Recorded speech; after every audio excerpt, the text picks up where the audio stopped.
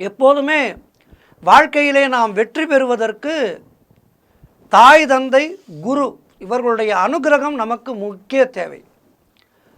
எவன் ஒருவன் தாய் தந்தையருடைய பாசத்தை பெறாமல் போய்விட்டானோ, அதாவது தாய் தந்தையரை அவர்களுடைய முதிய வயதிலே கவனித்து பார்க்க வேண்டியது ஒவ்வொரு மகன் மகள் அவர்களுடைய கடமை.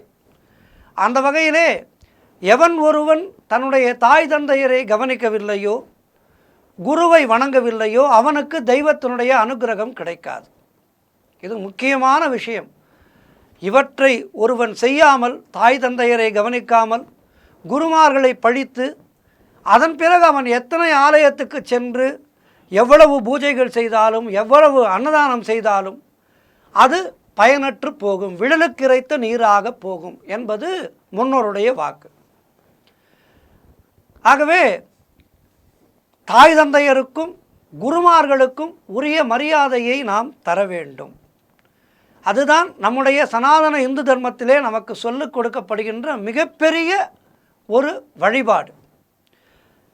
இன்றைக்கு வைஷ்ணவ ஆலயங்களிலே ராமானுஜ ஜெயந்தி நடைபெறுகின்றது. அதேபோல் ஆதிசங்கர பகவத் பாதாள் ஜெயந்தியும் இன்றைய நாளிலே தான். இரண்டு பேருமே ஹிந்து மதத்துக்கு அற்புதமான சேவைகளை செய்தவர்கள். ஆதிசங்கர பகவத் பாதாள் 32 ஆண்டுகள் மட்டுமே இந்த உலகத்திலே வாழ்ந்தார். ஆனால் அந்த 32 ஆண்டுகளுக்குள் தான் வாழ்ந்த அந்த மிக குறுகிய ஆயுளிலே சனாதன இந்து தர்மமானது பிரிவுபட்டு இருந்து அந்த ஹிந்து தர்மத்தை ஒன்றுபடுத்தி நமக்கெல்லாம் ஒரு அற்புதமான வழிகாட்டியாக இருந்து